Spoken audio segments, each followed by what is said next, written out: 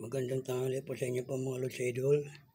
Ito po ang aking ulam po, pork chop at saka may rice po ako. Mayroon din po akong sabaw, mayroon din po akong soft drinks. At bukod po doon po, mayroon akong minggo. Yan. May minggo rin ako po mga Lods Idol. Ayan, oh. Tara, let's go po mga Lods Idol. Kain muna tayo ng tanghalian po ngayon. At sana po ay ang ating mga kababayan po dyan po, mga OFW po, sana po nasa mabuti kayong kalagayan po sa inyong mga trabaho dyan. At huwag nyo pong pabayaan ang inyong mga katawan po, ang inyong sarili po.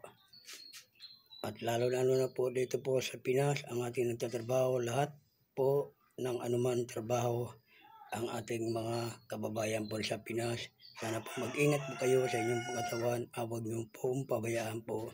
At lalo na po na kayo po ay merong mahal sa buhay na mga single mom, single dad, sana po mahalin po ninyo yung totoo. At huwag po kayo magpapadala po sa mga tukso nandyan po sa FB ng inyong mga cellphone po.